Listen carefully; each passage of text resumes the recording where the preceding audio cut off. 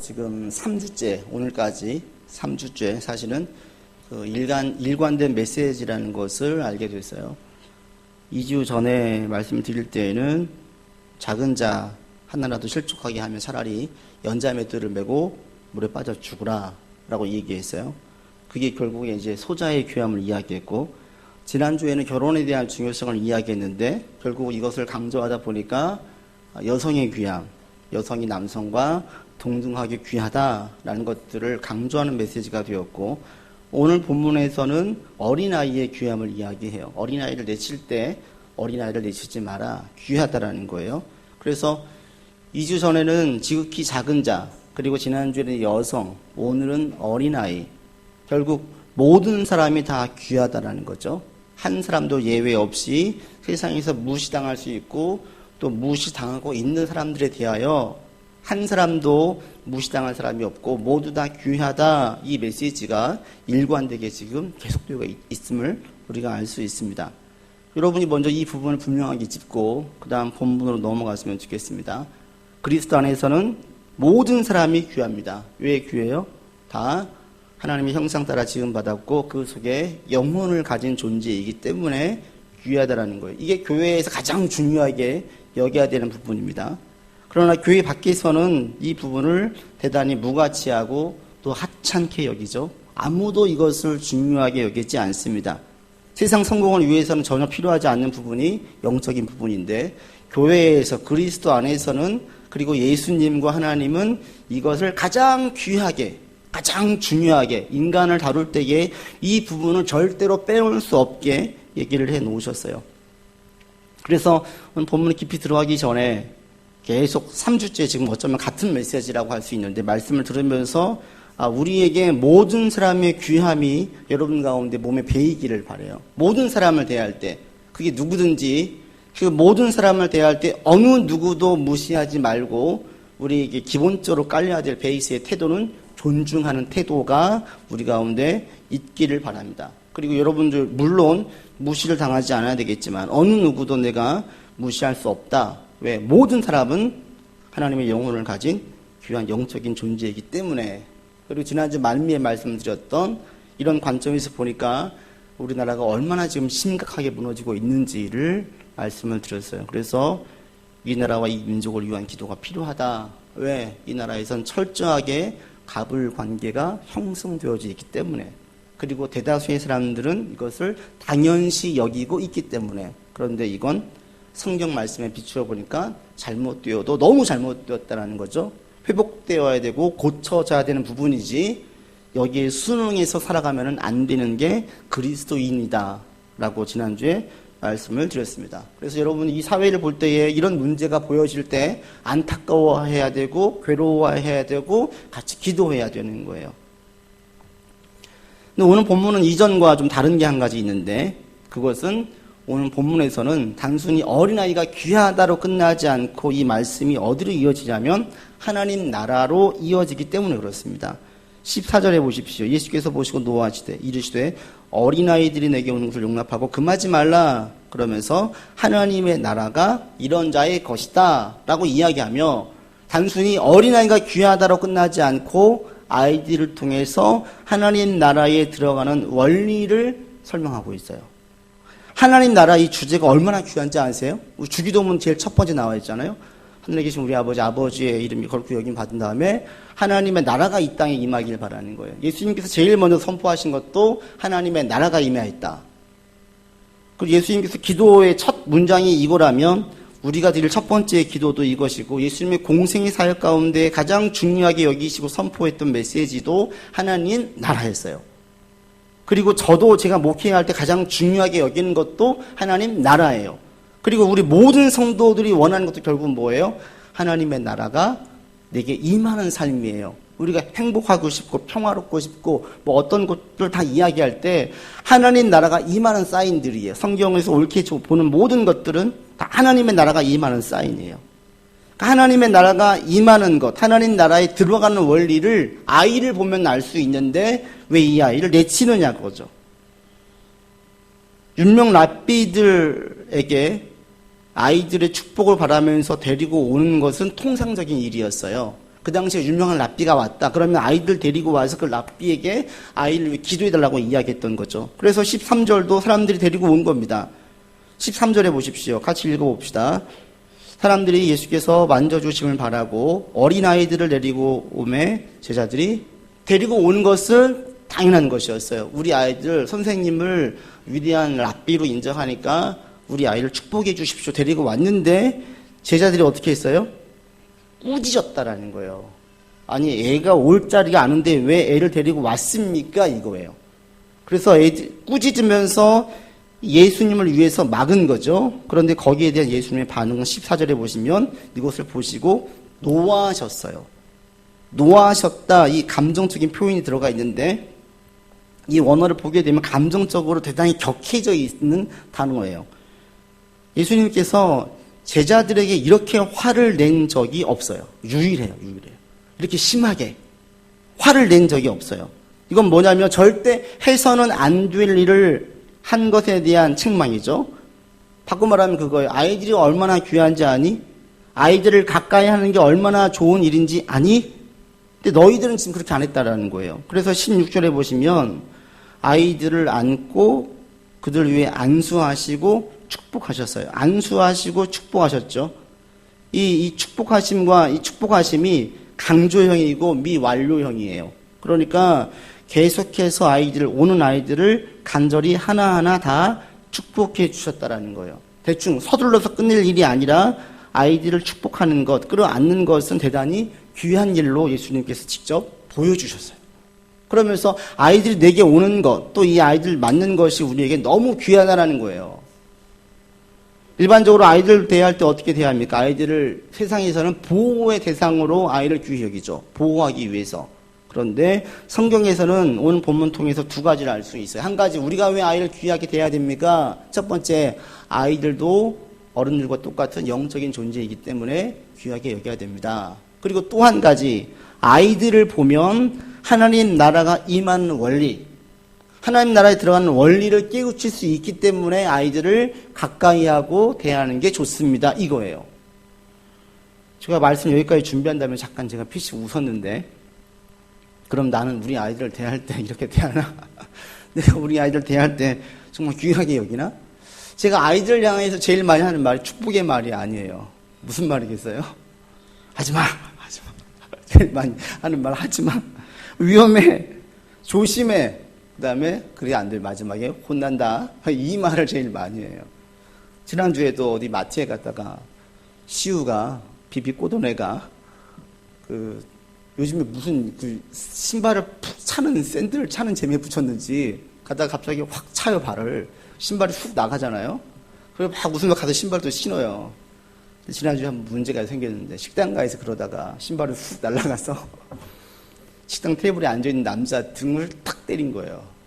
어떻게 되겠어요? 이 남자 갑자기 이씨 하고 봤는데 애기 신발이니까 에이 하고 그냥 말더라고요. 죄송합니다 했는데도 됐어요. 화가 난 거죠. 화는 못 내고 아이 엄마가 다시 죄송합니다 했는데 똑같은 말 됐어요. 이 말석이 된 게 아니에요. 결국 애를 또 혼낸 거죠. 조심스럽게 아이를 조심해라 라는 얘기를 하면서 이런 일들이 자주 있어요. 그래서 저는 오늘 본문을 준비하면서 여러분 아이를 대할 때 귀하게 보십시오. 또 하나님 나라에 들어갈 수 있습니다. 깨우치십시오라는 얘기를 쉽게 못했었는데 혼자 웃었어요. 근데 항상 그렇게 할 수는 없으니까 오늘만이라도 좀 그렇게 합시다. 이렇게 제가 말을 바꿔서 해보고 싶어요. 한번 우리 아이들을 볼 때 가장 귀하게 얻을 수 있는 것이 하나님 나라에 들어가는 원리를 아이를 통해서 배울 수 있다는 거예요. 이것을 우리가 좀 오늘 배워가면서 여러분 가운데 하나님의 나라가 임하는 삶으로 계속 이어졌으면 좋겠습니다. 오늘 15절에 보시면 하나님 나라에 들어가는 원리를 간단하게 설명하고 있습니다. 15절 같이 읽겠습니다. 내가 진실로 너희에게 이르노니 누구든지 하나님의 나라를 어린아이와 같이 받들지 않는 자는 결단코 그곳에 들어가지 못하리라. 가장 중요한 게 뭐겠습니까? 어린아이와 같이 받들지는 받아들이지 이 말이에요. 어린아이와 같이 받아들이지 않으면 하나님 나라에 들어갈 수 없다로 얘기하고 있습니다. 15절을 풀면 그렇습니다. 15절에 있는 어린 아이와 같이 받아들이지 않으면 하나님의 나라를 들어갈 수 없다 그랬는데, 하나님의 나라에 들어간다는 것을 단순히 그 구원의 관점으로 보시지 마시고, 이것은 하나님의 나라가 완전히 임하는 게 뭐냐면 하나님의 통치가 완전히 실현되는 거예요. 하나님의 통치를 완전히 받는 삶이 하나님의 나라가 임하는 삶이에요. 하나님 나라에 들어가는 삶이에요. 근데 아이들이 어른보다 믿음이 좋습니까? 많이 알고 있습니까? 아니죠. 여기서 예수님께서 말씀하시는 것은 뭐냐면, 아이들이 어떻게 완전하게 통치를 받아들이는 방식을 하나님 나라의 방식으로 이해하면 된다는 겁니다. 아이들이 통치를, 누구의 통치를 받습니까? 여기 나와 있는 아이들은, 이 표현 헬라에 나와 있는 이 낱말은 영아부터 10대 이하의 아이들을 말해요. 영아부터 10대 이하의 아이들은 부모의 통치를 받죠. 아이들이 부모의 통치를 받아들이는 방식으로 하나님의 통치를 받으면 하나님의 나라가 임하고, 그렇게 하지 못하면 임하지 못한다는 거예요.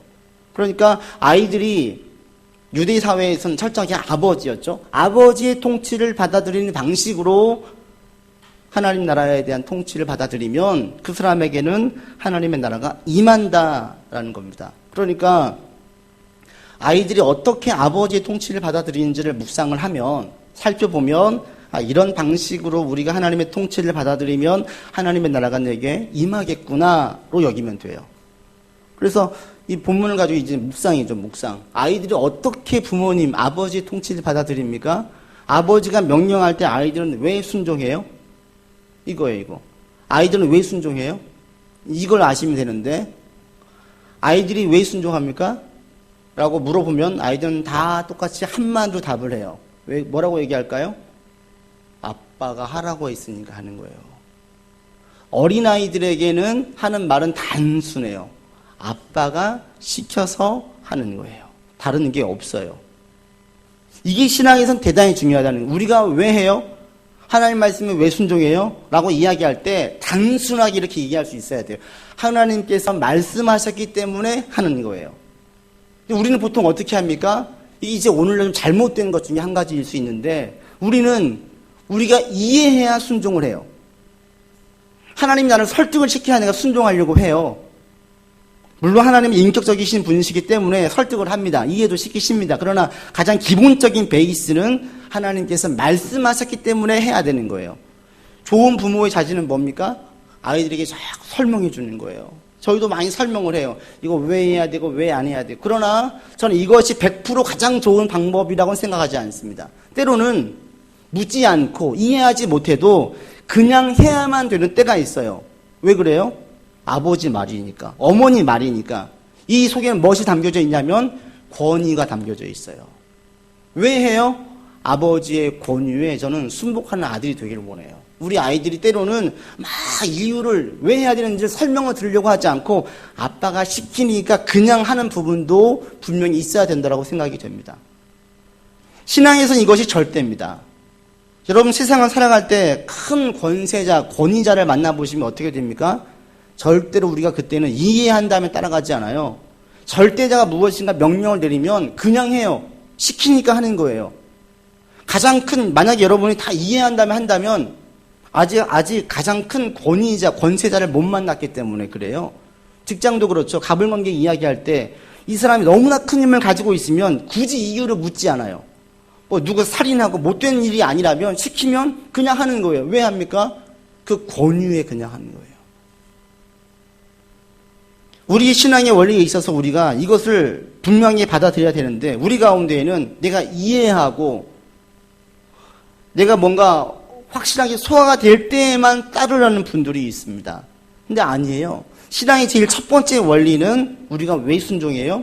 하나님이 말씀하셨기 때문에 순종하는 거예요. 이 속에 뭐가 담겨져 있어요? 하나님의 권위를 인정하는 게 담겨져 있습니다. 절대의 권위가 있으시기 때문에 그 말씀에 순종하는 거예요. 최고의 권위자이신 하나님이시기 때문에 순종하는 거예요. 저는 여러분도 이런 부분이 분명히 있었으면 좋겠습니다. 아, 그렇구나. 이해하고 따라가는 것이 아니라 하나님께서 말씀하셨기 때문에 그냥 순종하는 것. 설득을 당한 다음에 할게요. 이게 아니라 설득하지 않아도 하나님의 말씀이니까 할게요. 이런 고백이 나왔으면 좋겠어요. 오늘날 가장 무서운 사조 중에 한 가지가 뭐냐면 하나님의 권위를 자꾸 무너뜨리고 있어요. 제가 종종 청교도 시대 때 책을 많이 읽고 있는데 그 책을 읽으면서 가끔씩 자괴감에 빠져요. 왜냐하면 그때의 시대 배경은 성경, 하나님이 절대였어요. 성경이 왜 절대인지, 하나님이 왜 절대인지를 설명하지 않고 모두가 다 여기에 대한 합의를 했어요. 이 합의 가운데에서 말씀을 선포했었어요. 그런데 오늘날에는 하나님이 왜 절대인지, 성경이 왜 절대인지를 설명해줘야 되는 시대가 된 거예요. 이게 하나님의 성경책과 하나님이 상대가 되어버렸어요. 상대적이 되다 보니까 이 권위가 절대 권위가 아니죠.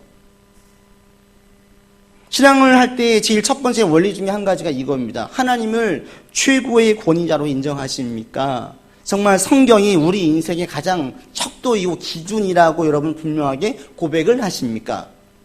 수많은 고전의 책 중에 한 가지가 성경이 아니라 하나님의 말씀이 기록되어진 성경은 알수록 예수가 그리스도이심을 알 수 있는 책으로 내가 분명히 받아들이고 가고 있습니까? 이거예요. 하나님을 최고의 권위자로 인정할 때 우리는 자연스럽게 말씀하셨기 때문에 순종할 수 있습니다. 그리고 또 하나, 우리가 신앙이 성장할수록 묻지도 따지지도 않고 그냥 순종하는 이유 중에 한 가지는 신앙생활을 하면 할수록 알 수 있는 게 뭐냐면 우리가 얼마나 연약한 존재이고 지혜가 짧은 존재인지를 알게 되어져요. 하나님은 창조자이고 우리는 피조물이라고 하는 이 절대적으로 좁힐 수 없는 이 간극을 이해하게 되어지면 그냥 순종할 수밖에 없어요. 영유아 아이들에게 제가 설명하지 않아요. 왜? 이해 이렇게 짧으니까. 이해가 안 돼요. 그래서 어떨 때는 그냥 다그치고 순종하라고 시킵니다. 그런데 부모와 영유아 아이의 차이보다 더 큰 차이가 하나님과 우리의 차이예요. 근데 인간들이 교만해져가지고 자신들이 하나님과 대등한 존재로 생각을 하잖아요. 이것은 너무나 잘못되어 좀 미련한 사실이죠. 이것은 과학계도 마찬가지예요. 과학계에서도 제가 얼마 전에 읽었던 그 장한석 교수가 쓴 책의 내용이 이런 내용이 있더라고요. 프리스틀리라고 하는 과학자가 있는데 이 과학자가 자기가 하나의 교훈을 발견했다라고 썼어요. 하나의 교훈을 발견했다. 그게 뭐냐? 하나의 교훈을 발견했는데 모든 그 과학자들이 연구를 해서 무엇인가를 발견하게 되어지면 그 이전에 상상하지 못했던 여러 가지를 보게 됩니다. 이래요. 하나를 발견하면 이전에 상상하지 못한 여러 가지를 보게 됩니다. 그게 뭐냐? 그것은 우리가 아직도 얼마나 많이 모르는지를 발견하는 것이라고 이야기해요. 그러면서 하나의 비유를 들었는데 어둠 속에 동그란 빛이 비춰져 있으면 그 비춰진 면적이 클수록 환한 부분에 둘러싼 어두운 경계선의 길이도 늘어나지요. 이게 대체 원이 있으면 어두움 속에 환한 원이 하나 있어요. 그러면 원을 우리가 이 원 동전만큼 우리가 알고 있으면 동전 테두리만큼을 모른다는 거예요. 원이 커졌어요. 내가 아는 게 커졌어요. 그러면 커진 아는 것만큼 모르는 그 주변의 면들은 훨씬 더 많아지죠. 그러니까 화학자들이 연구를 해서 무엇인가 하나를 알면 알수록 모르는 영역은 그보다 훨씬 더 많아진대요. 이게 과학이라는 거예요. 이게 하나님을 알 때도 똑같아요. 어느 신학자가 그래서 하나님을 알면 알수록 하나님에 대해서 모르겠다. 왜? 나는 이만큼 알고 있다고 생각했는데 하나님에 대해 모르는 영역이 그보다 훨씬 더 많아지는 거예요. 이게 신앙의 원리예요. 그래서 신앙을 깊이 있게 들어가면 들어갈수록 자신이 얼마나 연약한 존재인지 정말 피조물인지 얼마나 이해할 수 없는지를 알게 되어서 그냥 순종하는 거예요. 우리가 왜 하나님께서 말씀하시니까 순종합니까? 한 가지는 출고의 권위를 인정하는 거예요. 또 한 가지는 우리가 피조물이라는 사실 때문에 순종하는 거예요.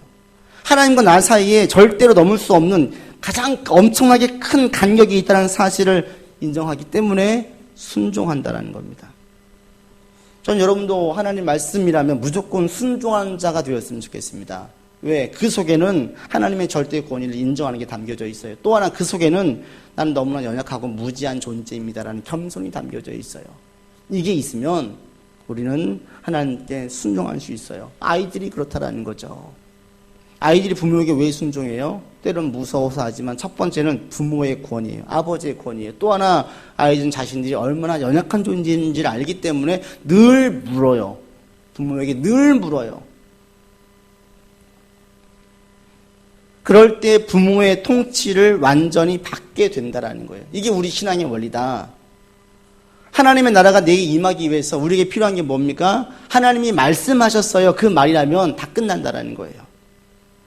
근데 우리는 너무나 자주 그렇게 하지 않습니다. 내 짧은 이해와 나의 미천한 경험을 근거해서 하나님 말씀을 걸러들으려고 해요. 이게 얼마나 미련한지를 몰라요.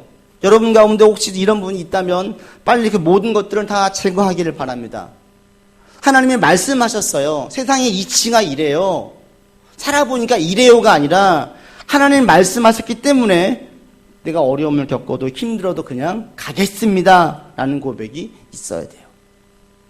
여러분 가운데 이런 고백이 있기를 바랍니다.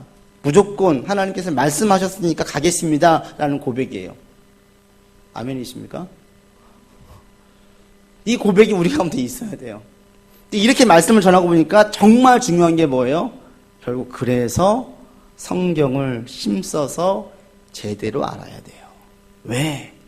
그래야 하나님의 말씀을 곡해하지 않을 수 있고 엉뚱하게 고집부리지 않을 수 있기 때문에 그렇습니다. 예를 들면 그 지난주에 말씀이 정말 좋은 예예요.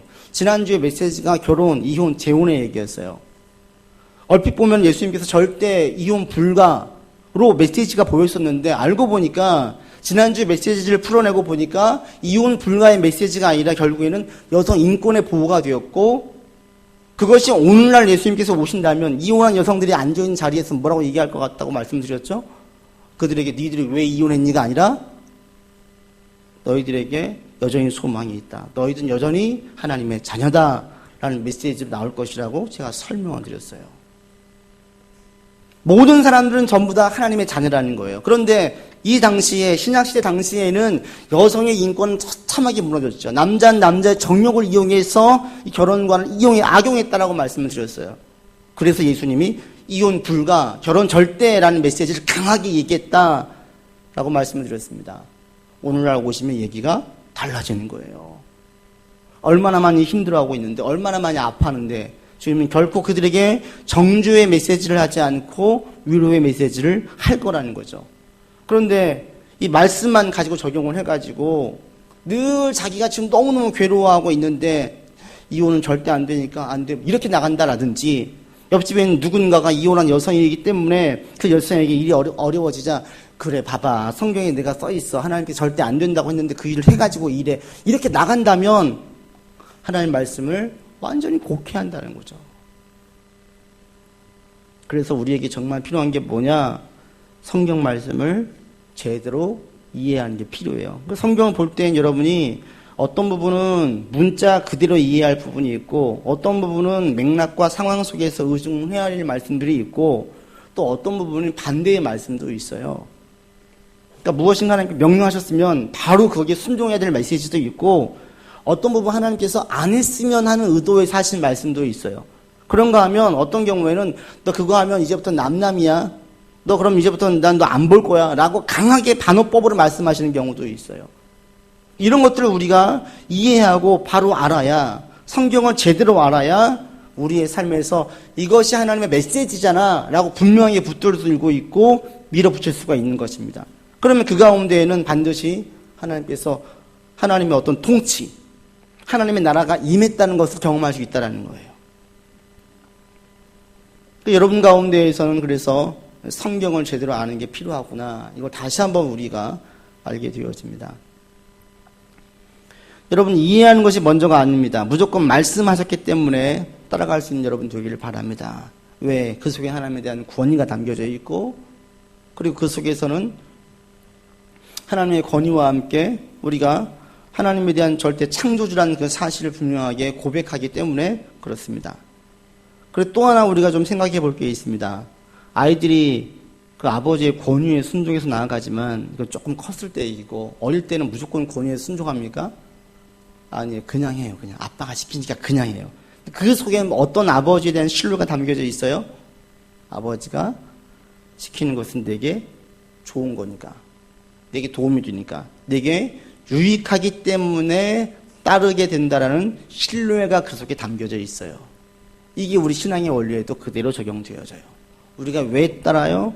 첫 번째는 권위와 그 다음에 창조주의이기 때문에 따른다 그랬습니다. 그러나 이것이 첫 번째 이렇게 시작되어졌지만 신앙이 깊어질수록 더 이상 묻지 않고 그냥 따라가요.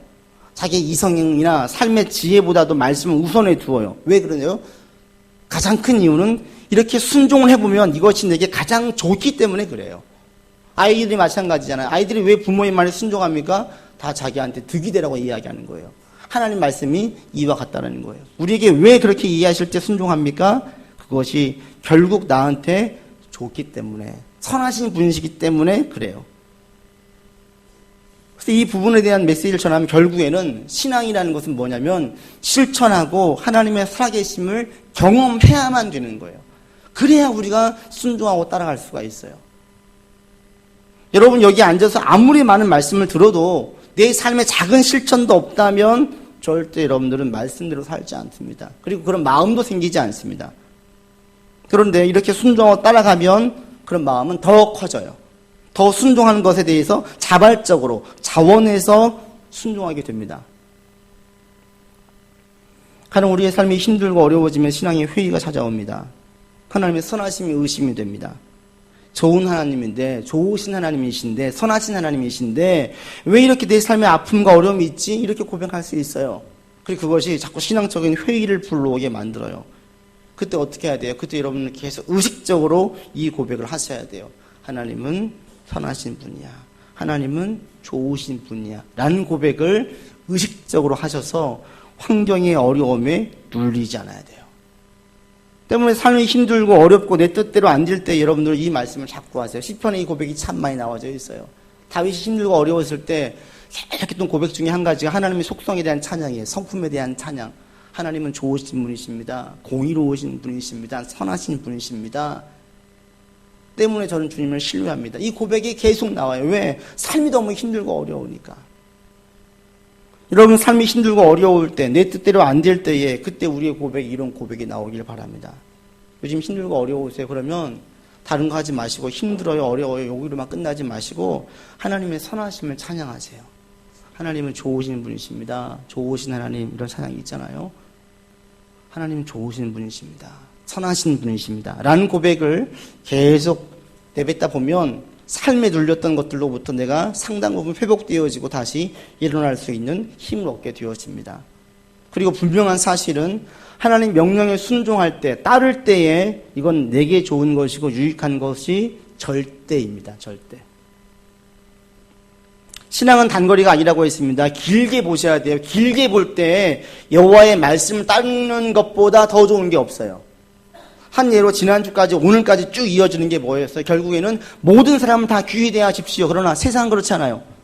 세상은 모든 사람을 귀하게 대하지 않아요. 그러면 내가 모든 사람을 귀하려고 할 때, 귀하게 대하려고 할 때 나만 손해인 것 같죠? 손해예요? 손해가 아니라는 거예요. 황금률에도 이런 말씀이 있죠. 남에게 대접을 받고자 하는 대로 남에게 대접하라. 결국에는 우리가 남을 존중해주고 잘 대할 때에는 이게 오게 되어져 있어요. 세상의 이치도 이래요. 그러나 세상의 이치를 따지기 전에 하나님 자체가 선하신 분이시기 때문에 하나님의 말씀에 순종하면 결국 선한 것이 우리에게 올 수밖에 없어요. 좋은 것이 올 수밖에 없어요.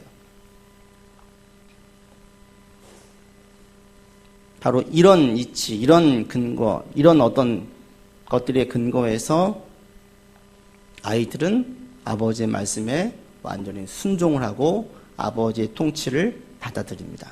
똑같습니다. 우리 그리스도인들이 어떻게 하나님의 완전한 통치를 받아서 하나님의 나라가 임하는 삶을 살 수 있을까?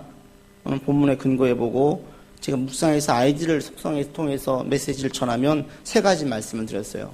첫 번째, 하나님의 권위 때문에. 또 하나, 그분은 창조주이기 때문에. 그리고 마지막으로 하나님은 선하신 분이시기 때문에 우리가 순종해야 된다는 거예요. 그리고 이 말씀을 딱 정리하고 나니까 결국에는 정말 중요한 게 뭐냐면 그럼 이런 질문이 던져져요. 그럼 지금 나에게 말씀하시는 하나님의 말씀이 무엇이냐? 라는 질문이 던져져요. 여러분 스스로 이 질문을 한번 던져보세요. 지금 여러분에게 하나님께서 말씀하시는 것이 뭐예요? 명령하시는 것이 뭐예요? 지금 내게 요구하시는 하나님의 뜻이 무엇이에요? 우리는 상황이 변화되어지고 나이가 들매 따라 환경이 변화됨에 따라 우리의 행동이나 대응하는 태도도 방법도 달라요. 하나님의 방법도 똑같아요. 하나님의 말씀과 뜻을 알아 나아가는 것도 우리 변화하는 시대의 상황에 따라서 변화하는 현실에 따라서 하나님이 내게 요구하시는 것도 달라요. 20대 때 내게 요구하시는 것과 30대 때 요구하시는 것과 40대 때 요구하시는 것이 다르고요. 내가 혼자 있을 때와 결혼할 때가 다르고요. 내가 대학생 때와 취업할 때가 달라요. 하나님께서 요구하시는 게 다 다르는데 은연중에 우리에게는 하나님의 요구하시는 것에 대해서 질문을 던지지 않고 그냥 가시는 경우들이 있어요. 전 여러분들에게 이런 물음이 사라지지 않기를 바랍니다. 계속 있어지기를 원합니다. 지금 하나님 내게 요구하시는 게 뭐지? 지금 나에게 명령하시는 게 뭐지? 이걸 알아야 돼요. 성경의 근거에서 이것을 알고 이 물음에 대한 답을 가지고 따라가게 되어지면 앞서 말씀드린 세 가지의 원리를 가지고 따라가게 되어지면 그때의 하나님의 나라와 통치가 임하게 되어져요. 우리 중에 의외로 하나님이 지금 내게 무엇을 요구하시는지를 모르는 채 그냥 가시는 경우가 너무나 많아요. 지금 여러분 처한 현실 가운데에서 하나님을 따르는 것이 무엇인지를 밝히 알 수 있기를 바랍니다. 지금 내게 요구하시는 것. 아이들은 참 좋지요. 부모들이 요구하시는 게 분명해요. 우리에게도 하나님께서 분명히 요구하시는 것이 있는데 내가 영적인 귀가 닫혀져 가지고 듣지 못할 때가 있어요. 지금 나에게 요구하시는 것이 무엇인지를 분명히 묻고 거기에 대한 답을 가지고 앞서 말씀드린 세 가지의 원리를 가지고 여러분이 나아가시다 보면 반드시 하나님의 나라가 여러분 가운데 임할 것입니다. 아이를 볼 때마다 아이들은 정말 단순해요. 금방 혼냈는데 조금 지나면 저쪽에서 깔깔대고 웃고 있어요. 그리고 아이들은 참 보면 부러울 때가 있어요. 왜? 아이들은 한 번도 무엇을 먹을까? 무엇을 입을까? 어디서 잠을 잘까? 걱정하지 않아요. 이게 아이들이에요. 부러워요, 어떨 때는. 널브러져가지고 자고 있는 모습을 보면 부러울 때가 한두 번이 아니에요. 걱정은 오롯이 다 부모의 몫이에요. 우리 아이들은 한마디로 지금 뭐라 그래요? 행복하다 그래요. 그게 바로 하나님의 나라예요. 내가 하나님의 권위를 인정하고 절대자임을 인정하고 선하신 분이심을 분명하게 고백을 하면서 계속 내게 요구되어 주신 하나님의 뜻이 무엇인지를 알고 따르려고 하면 여러분 가운데는 하나님의 나라가 임해요. 그러면 점점 걱정이 줄어들어요. 그리고 점점 하나님께 위임하는 마태복음 11장에 있는 수고하고 무거운 짐진 자들아 다 내게로 오라. 내가 너희를 쉬게 하리라. 그 쉼을, 안식을, 평안을 누리게 되어져요. 그러면서 어느 순간 자기 입에서 툭 튀어나오는 말이 뭐겠어요? 아, 행복해, 이 말이에요. 그리고 찬송의 이런 고백이 있잖아요. 주 안에 있는 나에게 딴 근심이 있으랴. 하나님 안에 있고 하나님의 통치가 내게 있으면 나오는 쉬운 가장 고백되어지는 말은 이거예요. 아, 행복하다. 감사하다. 여러분 지금 행복하세요? 행복은 외적인 환경이 폭풍이 친다고 해서 사라지지 않습니다. 성경에서 말씀하신 행복은 하나님의 완전한 통치가 있으면 행복이 있어요. 여러분 삶에 이런 행복과 감사가 가득한 삶이 되기를 바랍니다. 순간순간 이런 고백이 나올 수 있기를 바랍니다. 그러기 위해서 우리가 하나님의 통치를 온전히 받아야 됩니다. 여러분 내면 깊은 곳에서 하나님 감사합니다. 지금 상황에서 너무나 행복합니다. 라는 고백이 툭 튀어나왔으면 좋겠습니다. 그러기 위해서 하나님의 통치를 온전히 받는 여러분 되기를 원하고요. 하나님의 통치에서 벗어나는 그 어떠한 것도 여러분 삶에 들어오지 못하도록 절대 하나님께서 주시는 감사와 행복을 빼앗기지 않는 지혜로 여러분 되기를 주의 이름으로 권면을 드립니다. 기도합시다.